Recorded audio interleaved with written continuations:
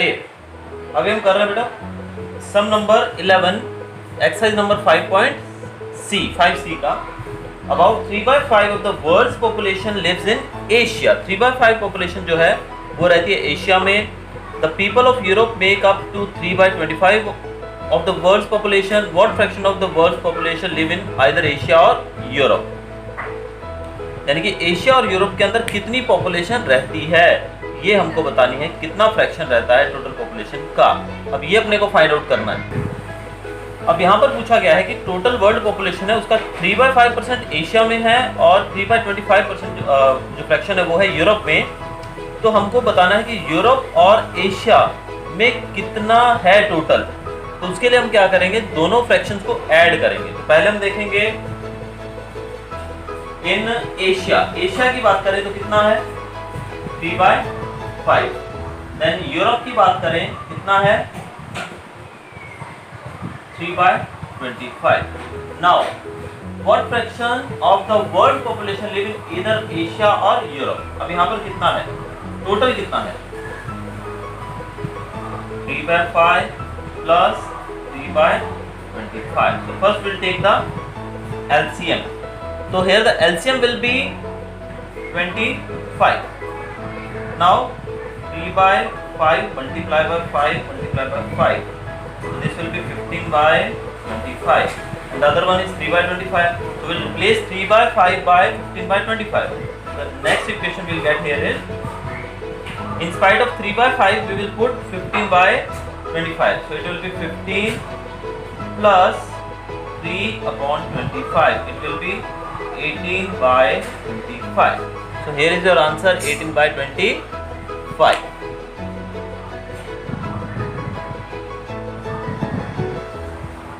अब जो हम अगला सम कर रहे हैं वो है 13th सम इसी एक्सरसाइज का। Janet went on a holiday, 2-week holiday. She spent 2/3 of her holiday money in the first week, 1/4 in the second week. What fraction of her holiday money did she bring back? तो यहाँ पर बताया गया है कि वो तो 2 week की हॉलीडे पे गई तो उसमें उन्हें फर्स्ट वीक में 2/3 पैसे खर्च किए, सेकंड वीक में 1/4 पैसे खर्च किए। तब कितना टोटल उसने खर्च किया वो हम निकालेंगे पहले। तो टोटल निकालने के लिए हम दोनों फ्रैक्शंस को प्लस कर देंगे, ऐड कर देंगे। तो will get the answer 11/12 addition करने के बाद। अब उन्होंने पूछा है कि कितना पैसा वो वापस लेकर आएगी, यानी कि वापस कितना पैसा आएगा। तो टोटल फ्रैक्शन हम 1 काउंट करते हैं तो विल कंसीडर 1/1 माइनस कितना मनी उसने स्पेंड किया है 11/12। तो 1/1 minus 11/12 will get the answer 1/12। So this is the amount she will bring back. इतना पैसा वो वापस लेकर आएगी। Now our next term is 14th sum. The sum of two fraction is 6 1/6. If one of the fraction is 2 1/3, find the other fraction. So according to the question, first we'll put the sum of the two fractions is given 6 1/6. ये sum जो दिया गया है वो 6 1/6 दिया गया है और इसको हम सॉल्व करेंगे तो बनेगा 37/6. One of the fraction is given 2 1/3, that is 7/3. Now the other fraction how we'll find? We'll deduct it from the sum. जो सम है उसमें से हम एक फ्रैक्शन को माइनस कर देंगे तो दूसरी फ्रैक्शन हमें मिल जाएगी। तो 37/6 minus 7/3। Here you will get the LCM as 6. LCM 6 रहेगा। आगे आप सॉल्व करेंगे तो आपको आंसर मिलेगा 23/6, that is 3/5/6. So this way you can solve this sum.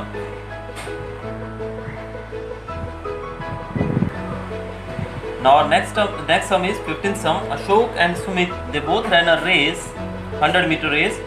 Ashok took 18 1/5 seconds and Sumit took 21 3/4 seconds. How much longer did Sumit take? अब यहाँ पर क्वेश्चन में सम में बता दिया गया है कि how much longer did Sumit take, कि सुमित कितना ज़्यादा समय ले रहा है। इसका मतलब सुमित ने जो समय लिया वो अशोक के समय से ज़्यादा है। तो पहले हम दोनों को सॉर्ट आउट करेंगे तो देखेंगे 91/5 आएगा और सुमित का समय है 87/4। अब जब इन दोनों का डिफरेंस निकालेंगे, यानी कि सुमित ने ज़्यादा समय लिया इसलिए हम सुमित का पहले लिखेंगे, उसमें से हम अशोक के समय को माइनस करेंगे। तो it is 87/4 minus 91/5. LCM is 20. So we'll solve this equation. It will become 435 minus 364. It will give us 71/20, that is 311/20. So this way you can solve this sum. Now we'll start our 16th sum. The two largest solar eclipses occurred in 1991 and 1992. The eclipse that occurred in 1991 lasted for 5/6 minutes. That means 6 5 by 6 means 41 by 6 minutes. And in 1992 the eclipse lasted for 5 1 by 3, that is 16 by 3 minutes. Now they are telling 91's eclipse was longer, but how much we have to find?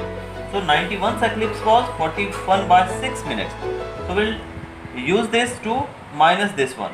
So 41 by 6 minus 16 by 3 will get LCM as 6, and the equation will get 41 minus 32 upon 6.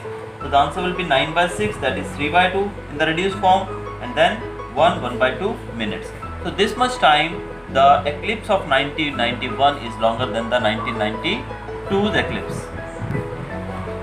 So next term is high order thinking skill horse question, that is sum number 17. So there is one wheelbarrow which can hold 26 1 by 4 kg of weight.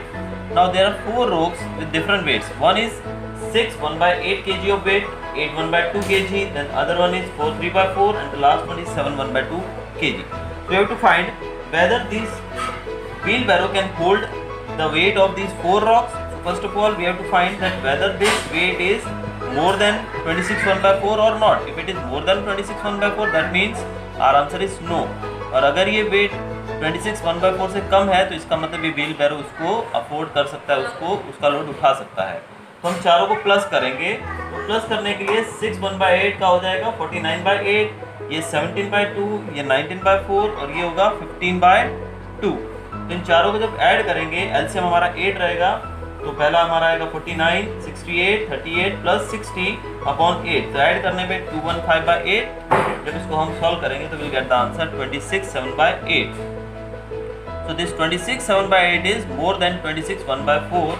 So our answer will be no. हमारा उत्तर रहेगा no, because ये जो है वजन ये ज़्यादा है 26 1 by 4 से. तो इसका मतलब वो व्हील बैरो जो है इसका वजन नहीं उठा पाएगा. चलिए, the next sum we have to find the value of x. Our sum is 15x by 6 plus 18 2 by 3 plus is equal to 34 1 by 2. So we have to find the value of x. x की value find करनी है हमको.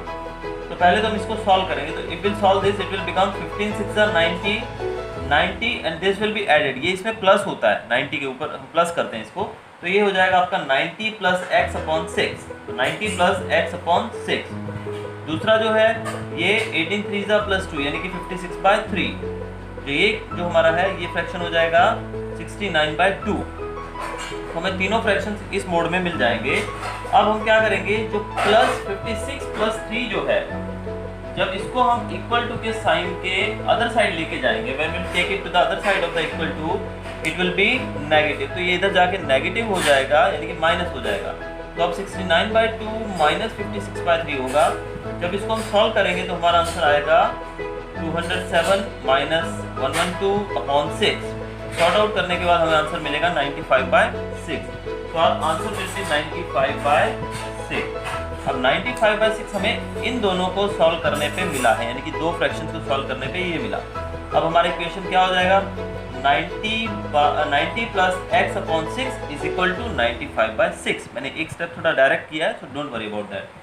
सो 90 plus x upon 6, जो upon 6 था यानी कि 6 इधर divide हो रहा है तो इक्वल टू के उधर जाके वो मल्टीप्लाई हो जाएगा, यानी कि इधर ये नीचे है तो उधर ये ऊपर चला जाएगा. तो हमारा इक्वेशन है 95 by 6.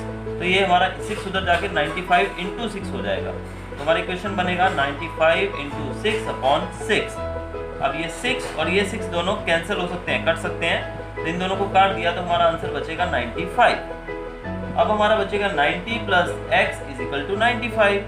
अब 90 जो है इधर इससे प्लस हो रहा है तो उधर जाके वो माइनस हो जाएगा, यानी कि x यही रहेगा हमारा, और 95 जो है उसमें से 90 माइनस हो जाएगा. 95 माइनस 90 इज इक्वल टू 5.